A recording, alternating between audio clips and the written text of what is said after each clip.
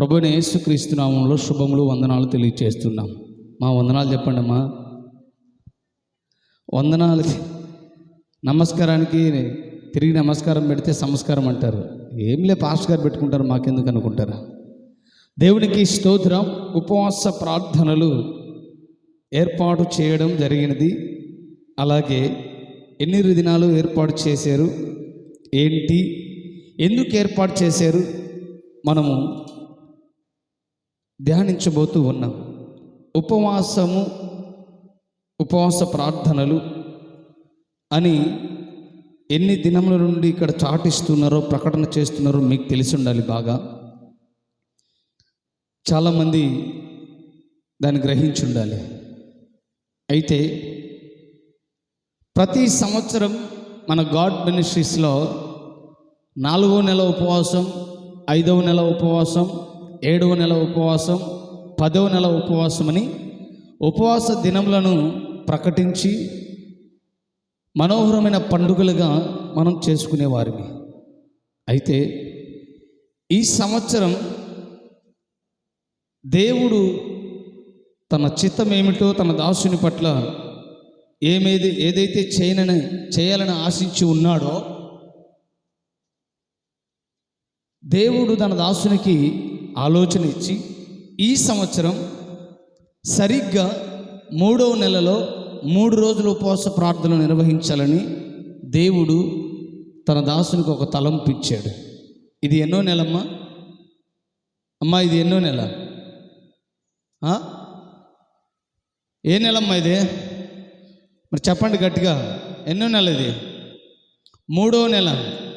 ఈ 2025వ సంవత్సరంలో మార్చి నెల అంటే 3వ నెలలో మనం ఉన్నాం.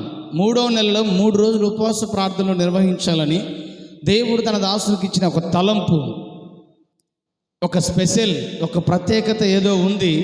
ప్రత్యేకమైన కార్యాలు, ఆశ్చర్యమైన కార్యాలు, అద్భుతమైన కార్యాలు ఏవో జరిగించాలని దేవుడు ఈ సంవత్సరం మన సంఘాల్లో ఆలోచన కలిగి ఉన్నాడని నేను నమ్ముతూ ఉన్నాను. మీరు నమ్ముతున్నట్టయితే చప్పలు కొట్టి ప్రభు నాను మహిమపరుద్దాం.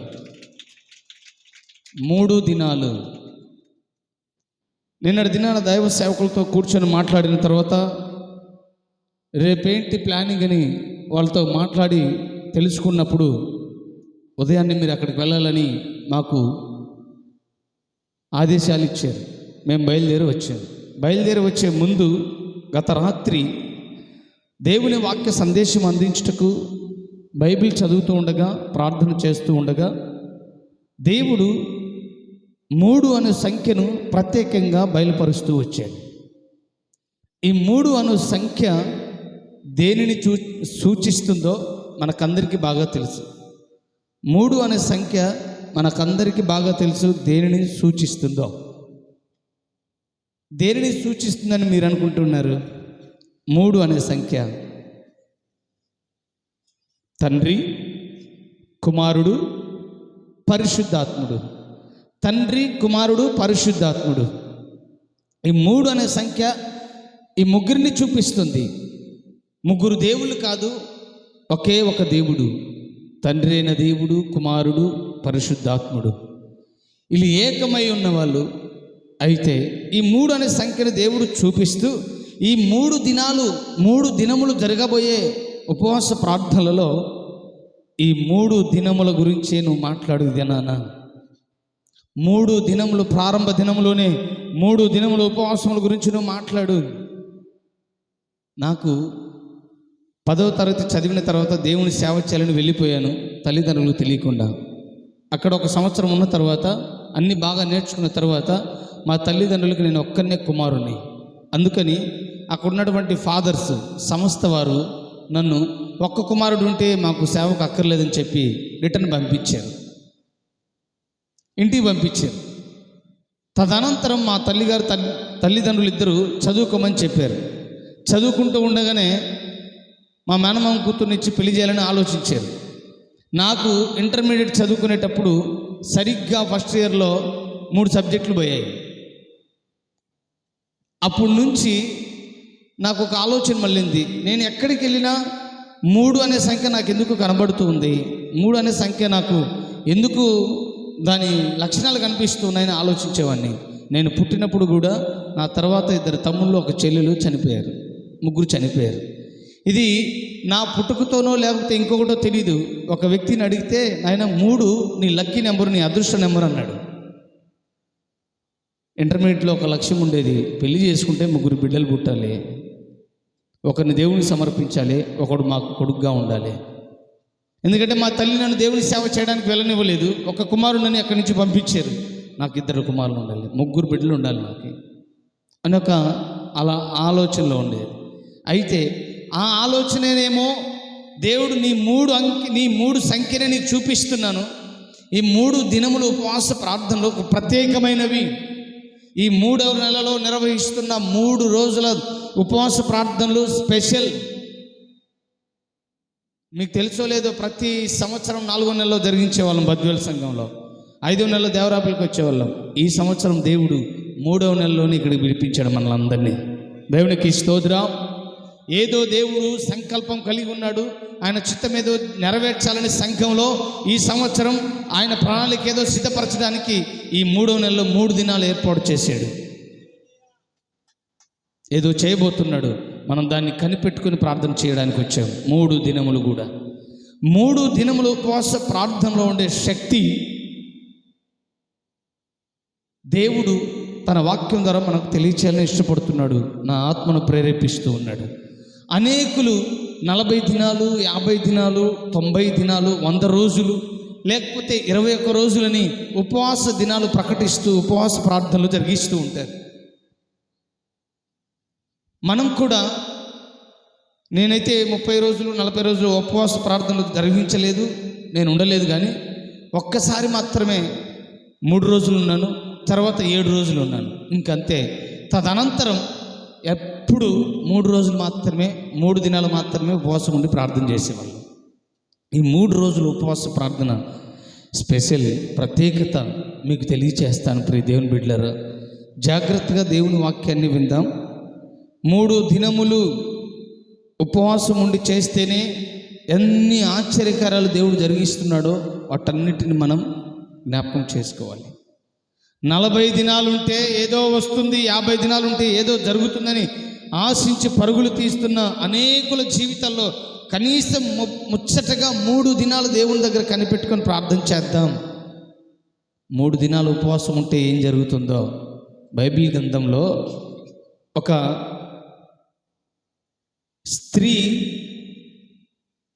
పురుషునికి ప్రత్యుత్తరం ఇస్తూ, నా నిమిత్తము 3 దినములు ఉపవాస దినములు ఆచరించండి, 3 దినములు ఉపవాసం ఉండు, 3 దినములు అన్నపానములు చేయకుండా కుడి, మీరు చేస్తున్నారు, మీరు చేయాలి, మీతో పాటు నేను నా పని కత్తెలు కూడా చేస్తాము.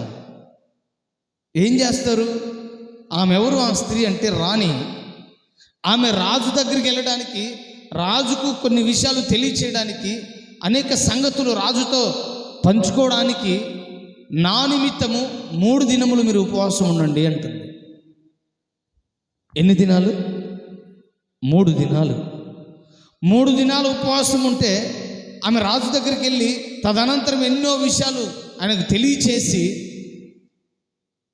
తన ప్రజలనైతేనేమి, తన యూదా సంతతి వారినైతేనేమి కాపాడుకోవాలి అని ఆలోచించి 3 దినాలు మాత్రం ఉపవాసం ఉండమని చెప్పింది.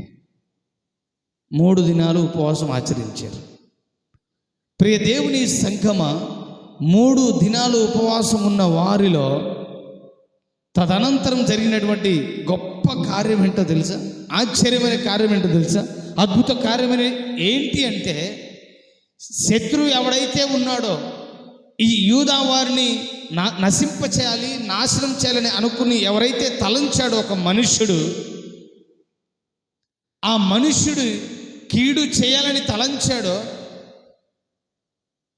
ఆ మనుషుని జీవితంలో జరిగిన సంఘటన మీరు జ్ఞాపకం చేసుకోవాలి. మొర్దుకై అని ఒక వ్యక్తి, ఎస్తేర్ అని ఒక రాణి. ఈ రాణి మొర్దుకైతో చెప్పింది, మీరు 3 దినాలు ఉపవాసం ఉండండి నా నిమిత్తం.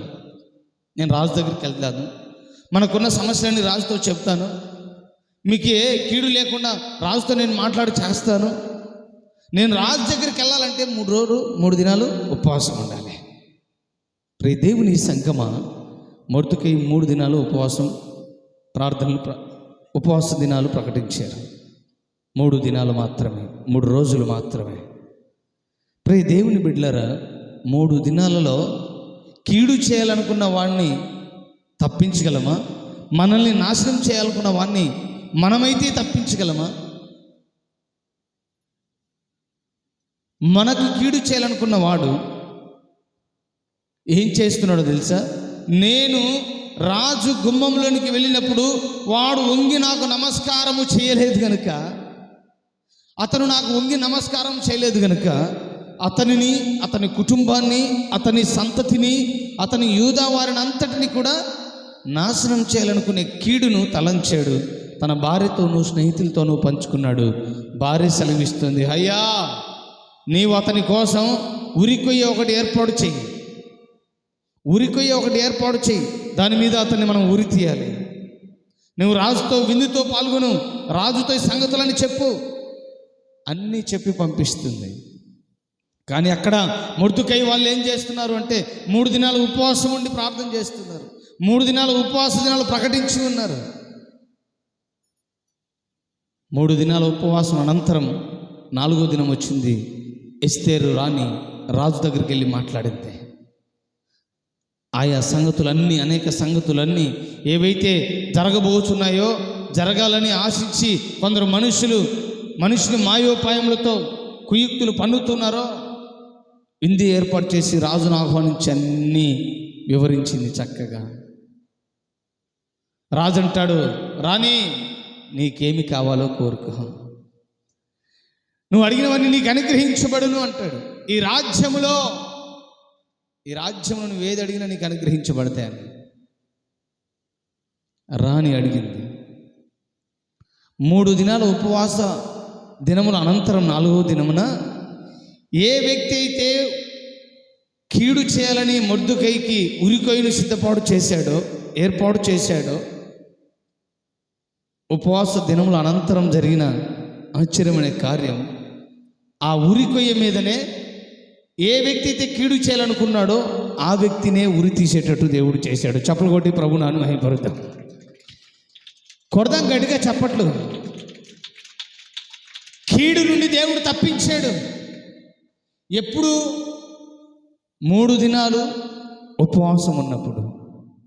3 దినాలు ఉపవాసం ఉన్నప్పుడు మనం కూడా 3 దినాలు ఉపవాసం ఉండాలని ఈరోజు ప్రారంభ దినముగా 3 గనులైన దేవుని సేవకుల్ని పిలిపించాడు. చప్పలు కొట్టి ప్రభువును మహిమపరుద్దాం.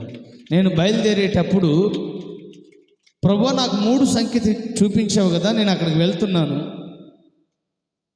నేను వెళ్ళిన తర్వాత కూడా నాతో కూడా ఇంకా 2, మొత్తం 3 సేవకులు ఉండాలి. మనిషిని కదా నేను కూడా. అయితే ఆలోచించాను, పాస్టర్ డేవిడ్ పాల్ గారు ఎలా ఉంటారు, నేను ఎలాగో ఉంటాను, ఎలాగైనా డానియల్ సార్ ఉంటారు, 3 సరిపోతాము అని నా ఆలోచన, నా తలంపు. బయలుదేరా ప్రార్థన చేసుకొని. రానే వచ్చే దేవరాయపల్లికి నా ఎదురుగా డానియల్ సార్ వచ్చి వందనాలు సార్ అని చెప్పారు. అబ్బా, దేవుడు నా తలంపును చూస్తున్నాడు అనుకున్న, మురిచిపోయా, మనసు సంతోషించిపోయింది. సార్ పోయేస్తాను, ప్రార్థన చేయండి అన్నాడు. దేవుని తలంపుకి నా తలంపుకి ఎంత వ్యత్యాసం ఉందో మీరు ఆలోచించాలి. నేనేమనుకున్నాను, 3 సంఖ్య చూపించా, 3 దేవజనులు అన్న ఈరోజు నిలబెట్టి ప్రారంభ దినం. నేను అనుకున్నాను 3 సరిపోయాం, ఇంకా ఇబ్బంది లేదు అనుకున్నాం. నా తలంపు కాదు, దేవుని తలంపు ఒకటి ఉన్నది. దానిని దైవజనుడు ప్రశాంత్ కుమార్ గారి ద్వారా దేవుడు నెరవేర్చాడని సాక్ష్యం ఇస్తున్నాను. హల్లెలూయా. వెళ్ళిపోయాడు సార్, వెళ్ళిపోయాడు, మేము 2 ఉన్నాం, 3 లేరుగా. 3వ వ్యక్తి ఎవరు అంటే దేవుని చిత్తంలో ఉన్నాడు. ఆయన నడిపిస్తాడు. బాబు నువ్వు కూర్చోబెట్టాడు, దేవుడు నడిపించాడు. 3 గనులైన దేవుని సేవకులు ఇక్కడ కూర్చోబెట్టి నిలవబెట్టి ప్రారంభ దినం ప్రారంభించాడు. ముచ్చటగా 3 దినాలు కూడా దేవుడు అద్భుత కార్యములు జరిగించును గాక. ఆమేన్. 3 దినాల ఉపవాసం ఉండి ప్రార్థన చేస్తే కీడు నుండి దేవుడు తప్పించాడు. ప్రియ దేవుని బిడ్డలారా, ఉపవాసం ఉన్నప్పుడు ఉపవాస ప్రార్థన వలన ఎన్నో ప్రయోజనాలు మనకు తెలియచేసి ఉంటారు. యోవేలు గ్రంథంలో ఇప్పుడైనను మీరు ఉపవాసం ఉండి దుఃఖించుచు మనఃపూర్వకంగా నా యొద్దకు రండి అంటాడు.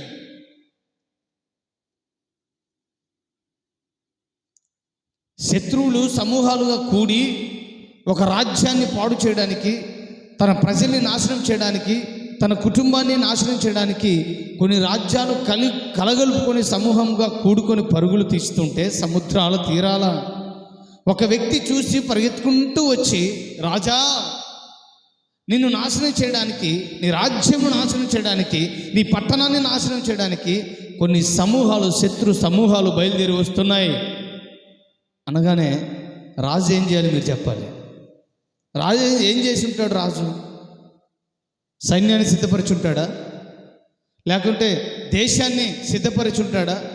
సైన్యం వస్తుంది, మనం ఎదిరించాలి, కత్తులు కటార్లు తీసుకొని యుద్ధ సామాగ్రి తీసుకొని సిద్ధమని చెప్పి ఉంటాడా? ఏం చేసి ఉంటాడు మీరు చెప్పండి. ఏం చేసి ఉంటాడమ్మా? మీ ఇంటికి ఇప్పుడు చంద్రబాబు నాయుడు వస్తాడు, మీరేం చేస్తారు? గమ్ముగుంటారా? గమ్ముగుంటారమ్మా? సీఎం వస్తాడు మీ ఇంటికి ఈరోజు, మీరు గమ్ముగుంటారా? ఇల్లు కూడా ఊడ్చుకోరా? ఎవరిని పిలవరా మా ఇంటికి సీఎం వస్తున్నాడని? ఏవేవో చేస్తారుగా హంగామా. ఒక సీఎం, ఒక మనిషి మన ఇంటికి వస్తే పెద్ద వ్యక్తి హంగామా చేస్తాం. కానీ శత్రువులు వస్తున్నారు, నా రాజ్యాన్ని పాడు చేస్తున్నారు అంటే రాజు తనకున్న బలాన్ని నమ్ముకోలేదు, తనకున్న బలగాన్ని నమ్ముకోలేదు, తనకున్న సైన్యాన్ని నమ్ముకోలేదు, తనకున్నటువంటి దేశంలో ఉన్నటువంటి బలాఢ్యులైన పరాక్రమశాలులైనటువంటి మనుషులను నమ్ముకోలేదు. ఒక్క వ్యక్తి వచ్చి, రాజా, శత్రు సైన్యము పరుగులు తీస్తుందయ్యా నిన్ను నాశనం చేయడానికి అంటే వెంటనే రాజు భయపడి అనే మాట ఉంటుంది. స్టార్టింగ్లోనే, ప్రారంభంలోనే భయపడి అనే మాట ఉంటుంది. భయపడి తాను చేసిన పని ఏంటో తెలుసా? ఉపవాస దినమును ఆచరించాలని చాటింపు వేశాడు. Praise the Lord. చాటింపు వేయడం అంటే ప్రకటన చేయడం. చాటింపు వేయడం ఎప్పుడైనా విన్నారామ్మా? ఎప్పుడు వినలేదా? మా ఊర్లో ప్రతి నెల చాటింపు వేస్తారు. ఎలా వేస్తారంటే ఒక పలక తీసుకుంటాడు, డుమ్టుకు డుమ్టుకు డుమ్టుకు డుమ్టుకు అంటే కొట్టుకుంటూ వచ్చి, ఈరోజు పింఛన్ ఇస్తున్నారట అంటాడు, ఈరోజు స్టోర్ రూమ్ ఇస్తారట అంటాడు. చాటింపు వేస్తాడు, ఊరంతా తిరుగుతాడు, ఆ రోజు అంతా తిరుగుతాడు. చాటింపు. ఈ సంఘంలో ఈ 3 దినాల్లో ఉపవాస ప్రార్థనల కొరకు ఎన్ని దినాలుగా చాటింపు జరుగుతోంది? చాటింపు చేయలేదా?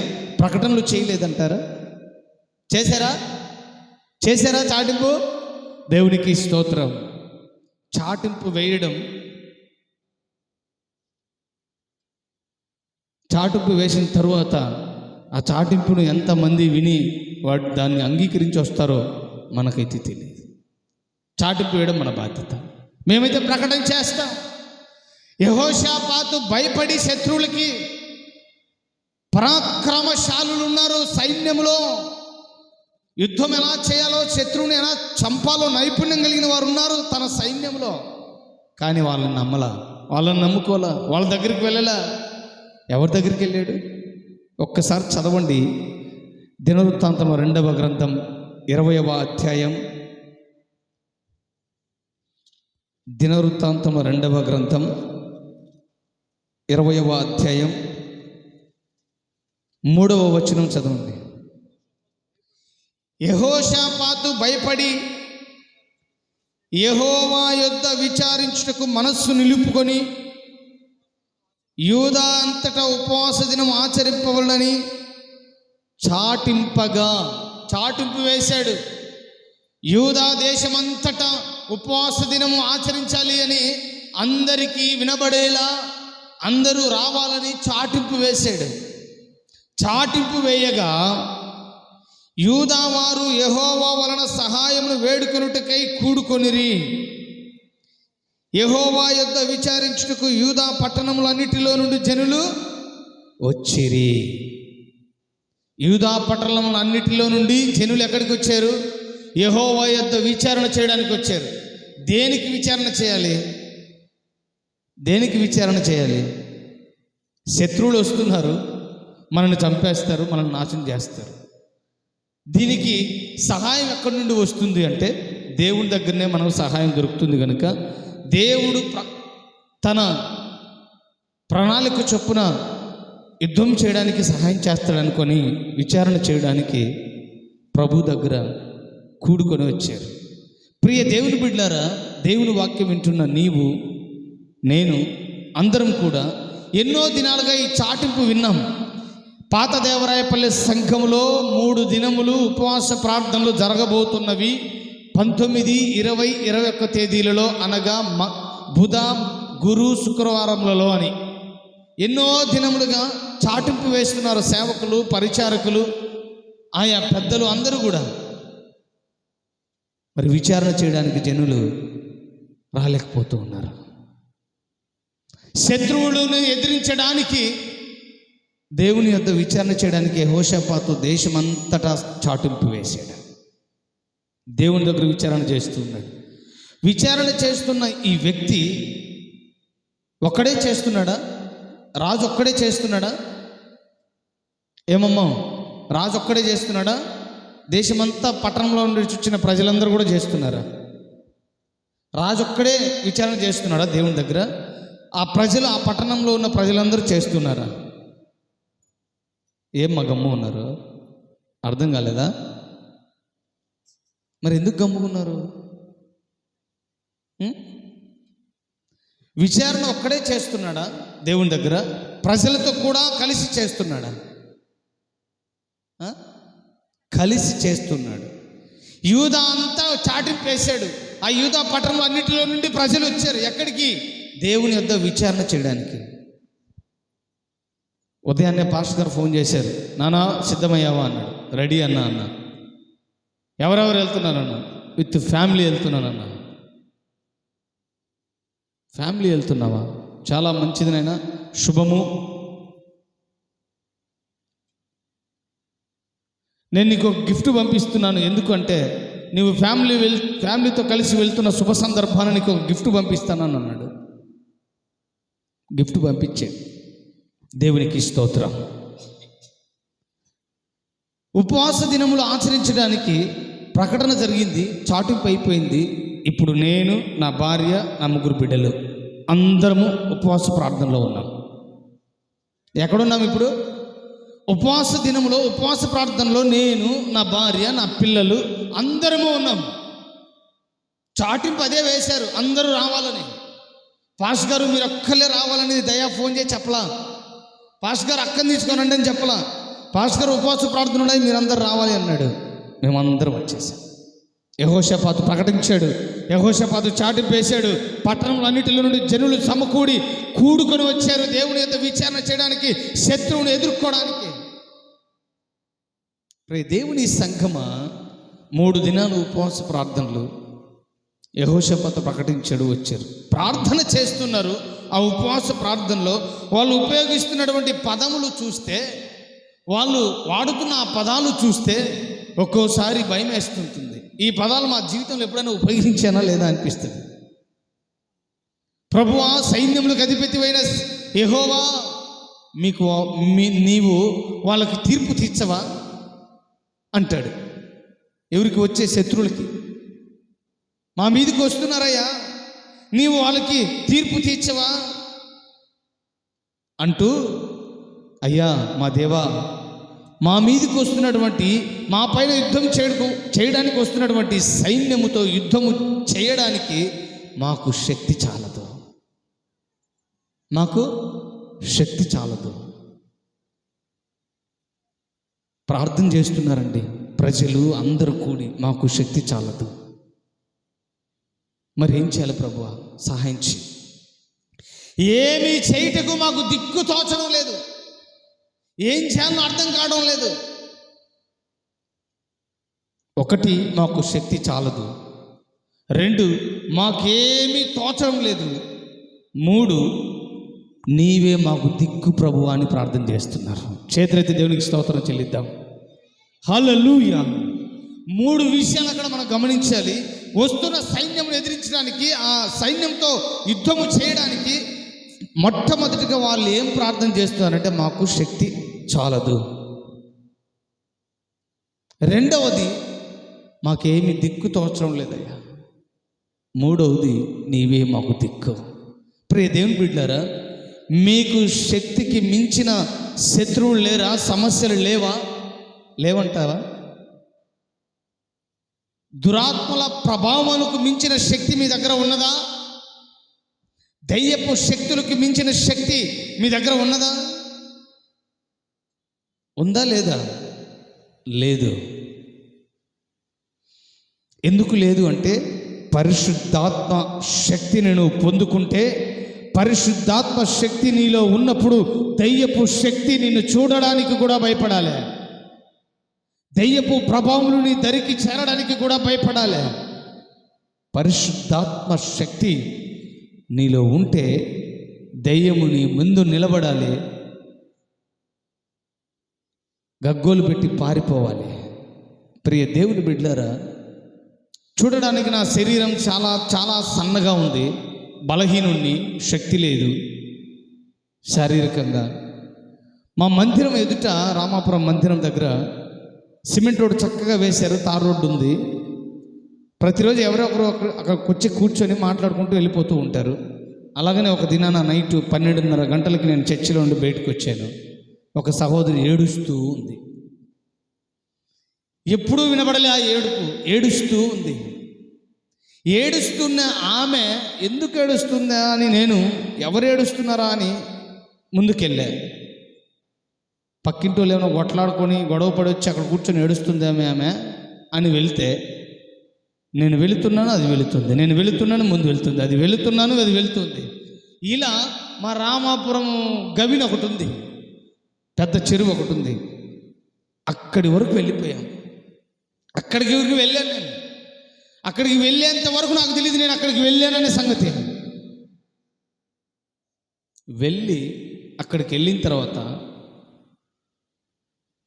నాకు వినబడిన మాట, నేను తట్టుకోలేకపోతున్నాను, నీ వెనక అగ్ని నన్ను కాల్చివేస్తుంది, నేను నిన్ను భరించలేను, ఇంతవరకే భరించగలిగానని చెప్పి అదృశ్యమై వెళ్ళిపోయింది. తదనంతరం అదృశ్యమై వెళ్ళిపోయిన తర్వాత నేను వెనక్కి తిరిగితే నాకు చీకటి తప్ప ఏం కనిపించలేదు. ఆ గవిని తప్ప ఇంకేం కనిపించలేదు, చెరువు కట్ట తప్ప ఇంకేం కనిపించలేదు. ప్రియ దేవుని బిడ్డలారా, తిరిగి అక్కడ నుండి నేను పరిగెత్తుకుంటూ లేకపోతే నడుచుకుంటూ స్పీడ్గా మందిరంలోకి వచ్చి టైం చూస్తే సరిగ్గా రాత్రి 2:30 గంటలైంది. నాకు అర్థం కాక వెంటనే కొందరు పెద్దలకి, దేవుని సేవకులకి ఈ విషయం చెబితే, అది శక్తి, ఆ ప్రాంతాల్లో శక్తి ఉంది, ఆ ప్రాంతాల్లో దయ్యపు శక్తులు ఉన్నాయి అని తెలిసిన తర్వాత నేను అనుకున్నాను, నాలో ఉన్న శక్తి ముందు ఆ శక్తి నన్నేమీ చేయలేకపోయింది అని. చప్పలు కొట్టి ప్రభు నాను అయిపోతాం.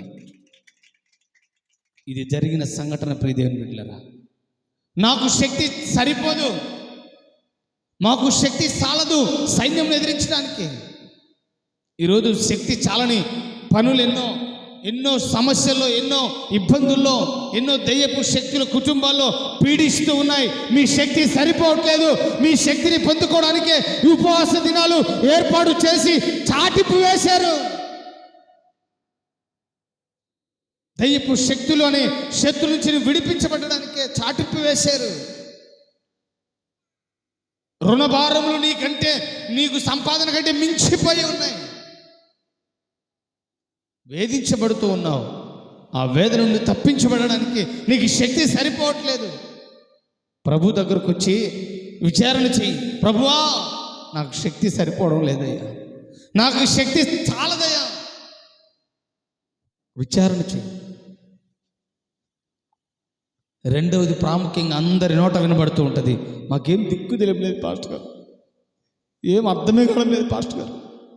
అర్థం చేయండి పాస్టర్ గారు, నీకు దిక్కు తెలియకపోయా, నీకు అర్థం లేకపోయా. ఎక్కడికి వస్తే తెలుస్తుంది, ఏం చేస్తే తెలుస్తుంది నీకు దిక్కు.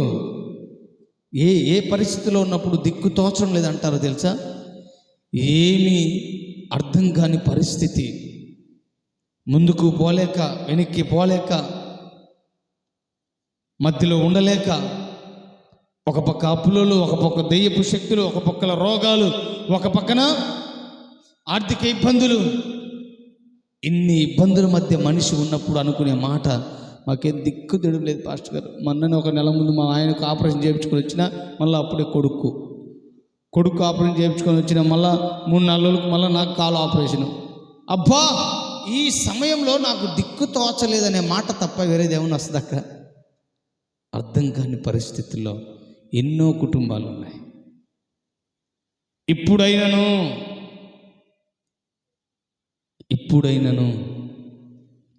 ప్రియ దేవుని బిడ్డలారా, యెహోషాపాతు ప్రార్థన చేశారు, ప్రజలు ప్రార్థన చేశారు, నీవే మాకు దిక్కు ప్రభువా అన్నారు. ఫైనల్ స్టేట్మెంట్ ఇచ్చారు ప్రభుకి, ఇంకా మాకేమీ లేదు, నీవు తప్ప. అందరు పాడబడతారు కదా, నీవు తప్ప నాకు ఈ లోకంలో ఎవరున్నారయ్యా. పాట అయితే పాడగలుగుతున్నాం, మనకి దేవుడు తప్ప అందరూ ఉన్నారు. అన్నీ ఉన్నాయి. అన్నీ ఉన్నప్పుడు దేవుడే నీకు అక్కడ ఉన్నాడు. అన్నీ ఉన్నప్పుడు దేవుడితో నీకు పనే ఉండదు.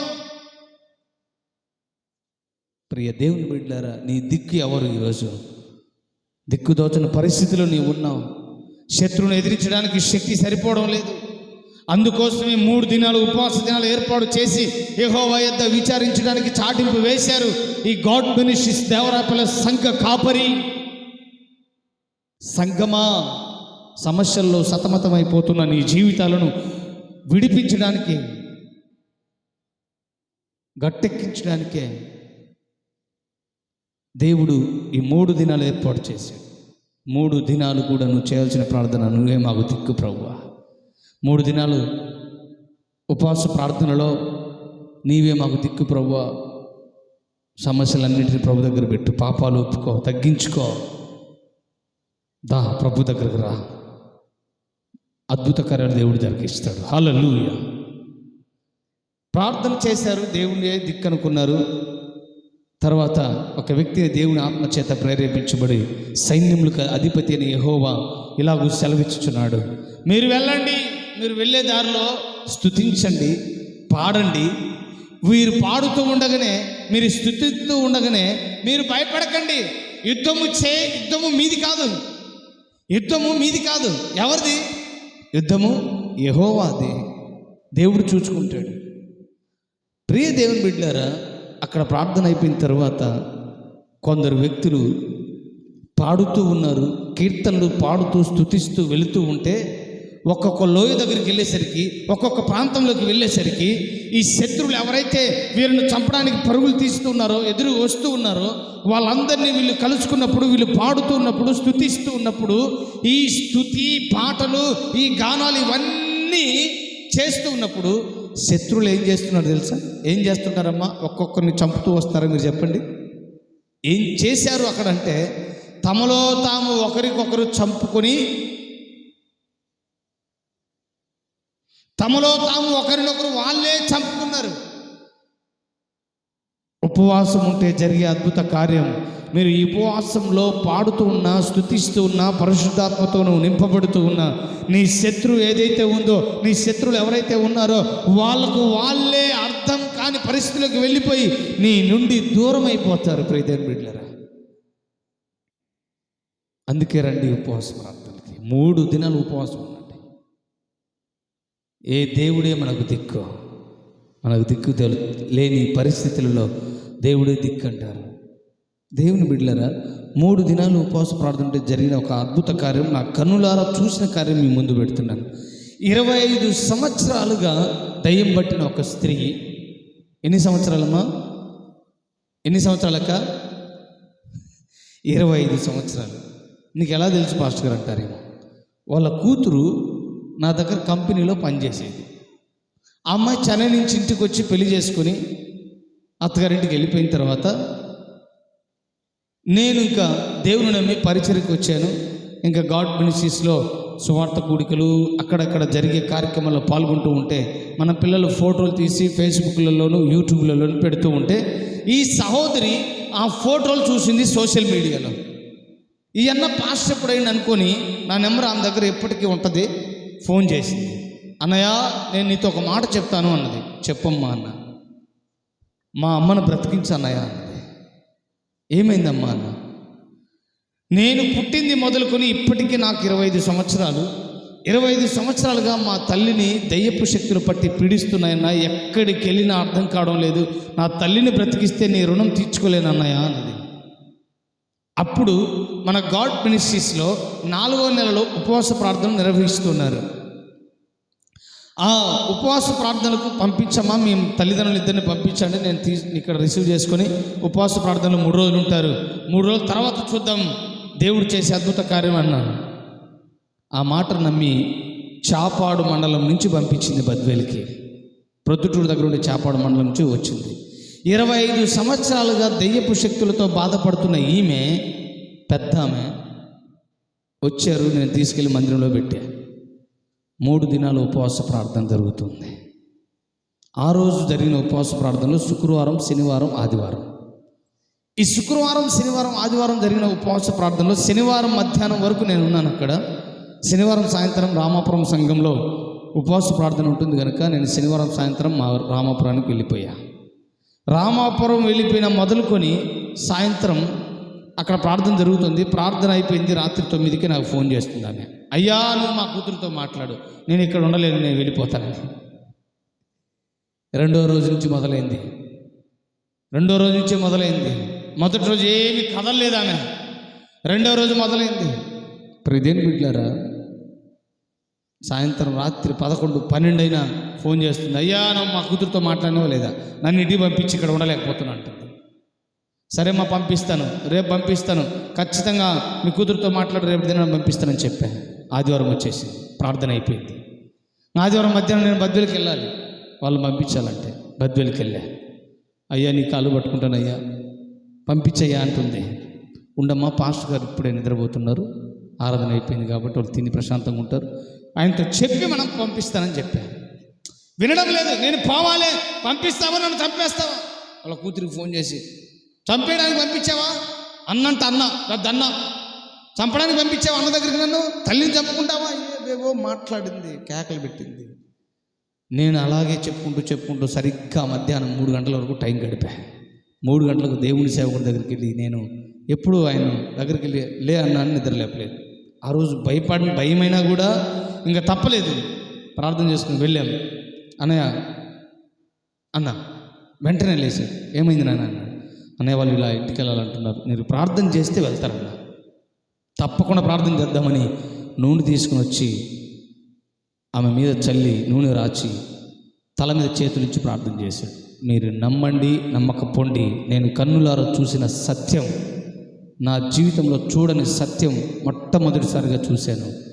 25 సంవత్సరాలుగా పట్టి పీడిస్తున్న దెయ్యపు శక్తి 3 దినముల ఉపవాస ప్రార్థనల అనంతరం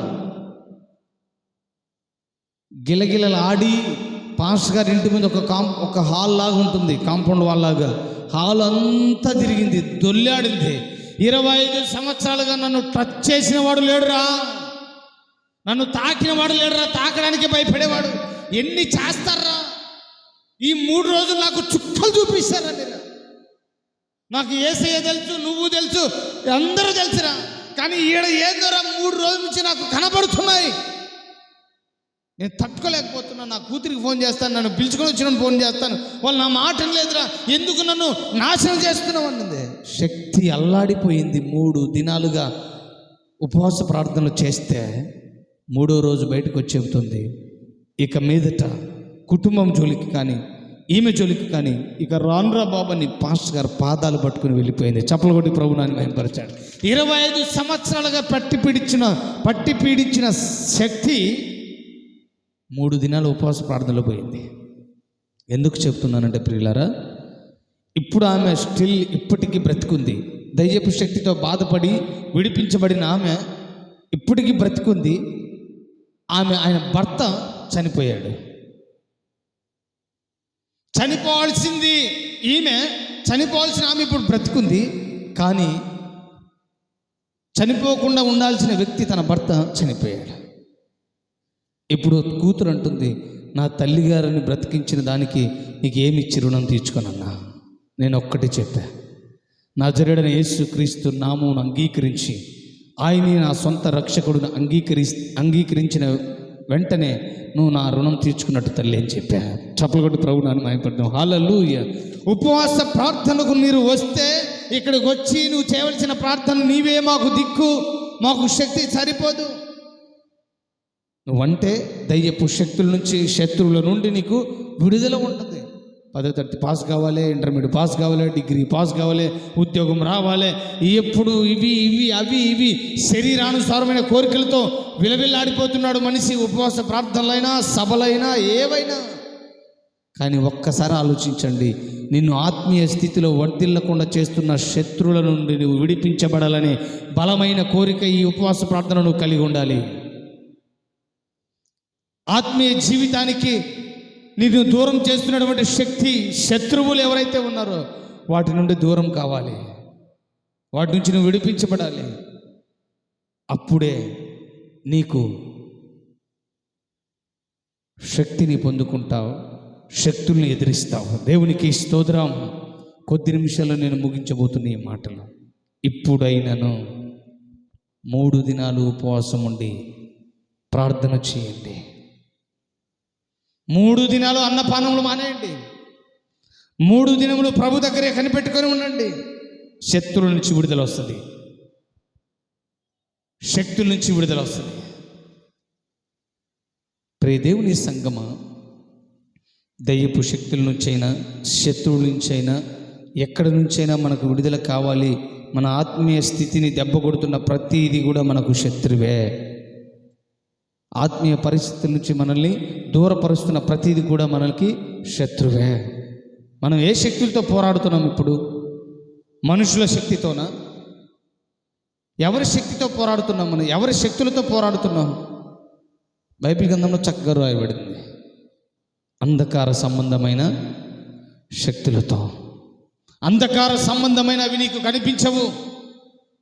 నీకు కనిపించకుండా నిన్ను ఆత్మీయ జీవితానికి, దేవునికి, దేవుని సంఘానికి, అన్నిటికీ దూరం చేస్తూ ఉంటాయి. వాటి నుండి నువ్వు విడుదల పొందాలి. ఉపవాస ప్రార్థనలో ఈ సంఘానికి విరోధంగా క్రియ చేస్తున్న ప్రతి దురాత్మల ప్రభావములు, మనుష్యుని మాయోపాయములు యేసు నామములో ఈ ఉపవాస ప్రార్థనల అనంతరం లయమగునుగాక. అవుతాయి. శత్రువులు పొంచి ఉన్నారు, సంఘం అభివృద్ధి చేయకూడదని పొంచి ఉన్నారు. శత్రువులు ఆత్మీయ స్థితిలో ప్రజల్ని దూరపరచాలని అంధకార సంబంధులు ఎదురు చూస్తూ ఉన్నాయి. ఎప్పుడు ఎవరిని మింగుదుమని ఎదురు చూస్తున్నాడు గర్జించు సింహం వలె. ఆ సింహం నుండి విడిపించబడాలన్నా, మనుషుని మాయోపాయం నుండి నువ్వు తప్పించబడాలి అన్నా, శత్రువుల చేతుల నుండి విడిపించబడుతూ, అనారోగ్యం నుంచి విడిపించబడుతూ, దయ్యపు శక్తుల నుంచి విడిపించబడాలి అన్నా, నీవు ఖచ్చితంగా ఈ 3 దినములు ఉపవాసం ఉండి యుద్ధం చేయడానికి మాకు శక్తి చాలదు ప్రభువా, మాకేమీ దిక్కు తోచటం లేదు ప్రభువా, మా దిక్కు నీవే. నువ్వు ఇలా ప్రార్థన చేయగలిగితే, దేవుడు ఈ 3 దినములు నువ్వు కనిపెట్టుకొని ప్రభు దగ్గర ప్రార్థన చేయగలిగితే, దేవుడు నిత్యము ఆ శత్రువులు నీకు లేకుండానే చేస్తాడు. శక్తుల నుంచి నీకు విడుదల కలుగు చేస్తాడు. ప్రియ దేవుని బిడ్డలారా, నేను రాసుకున్న ఒక పాటలో ఈ పదం ఉపయోగించాను. నిన్నే నమ్ముకొని నీ వైపే తిరిగి తిని, నీ సేవ చేయుటకు యోగ్యత లేకుంటిని, నిన్నే నమ్ముకొని నీ వైపే తిరిగి తిని, నీ సేవ చేయుటకు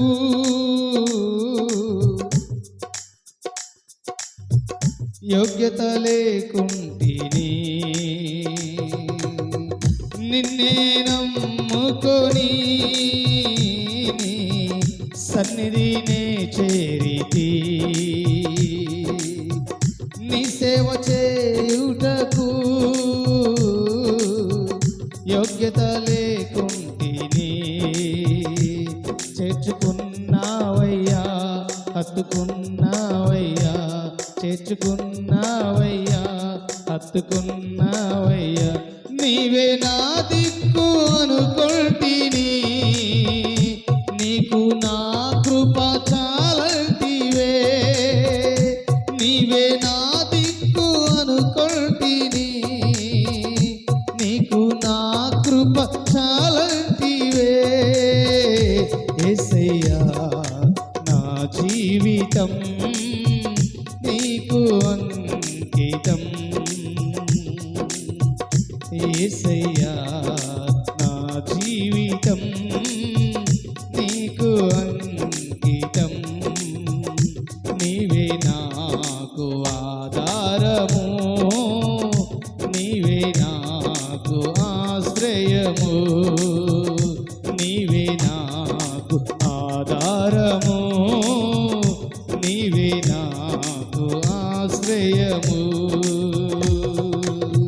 మనుషుల నమ్ముకొని మనస్సున చెడిపోతిని, రాజుల నమ్ముకొని రక్షణ కోల్పోతిని. సృష్టించావయ్యా, పోషించావయ్యా, సృష్టించావయ్యా, పోషించావయ్యా. తల్లి గర్భములో నేనుండగా నన్ను ఏర్పరచుకున్నావయ్యా. తల్లి గర్భములో నేనుండగా నన్ను ఏర్పరచుకున్నావయ్యా. యేసయ్యా నా జీవితం నీకు అంకితం. నీవే నాకు ఆధారము, నీవే నాకు ఆశ్రయము. ఈ 3 దినాల ఉపవాస ప్రార్థనలో నీవే మాకు దిక్కయ్యా.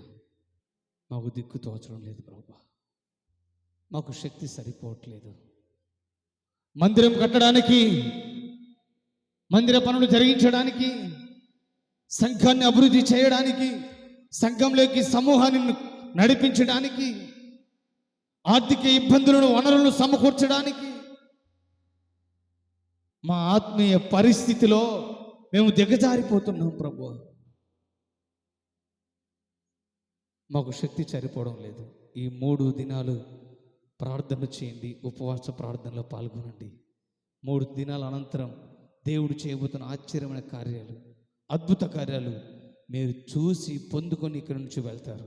దేవునికి స్తోత్రం. దేవుని వాక్యం సెలవిస్తుంది. యేసు ప్రభువు అరణ్యంలో ప్రకటిస్తూ ఉంటే 3 దినాలు ఆయన దగ్గరే కనిపెట్టుకోని ఉన్నారు. ఊరకు పంపించాడా? ఊరకు పంపించాడా? 3 దినములు అరణ్యములో ఆహారం లేని పరిస్థితి. తాగడానికి నీళ్లు లేవు, తినడానికి ఆహారం లేదు. అరణ్యం, అడవి ప్రాంతం, రాళ్ళు, చెట్లు, పుట్టలు తప్ప ఏమీ లేవు. యేసు ప్రభు ఉన్నాడు.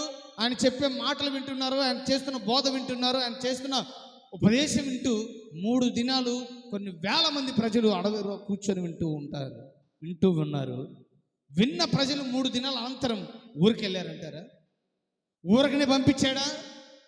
పంపలేదు. కనుక మీరు కూడా రండి.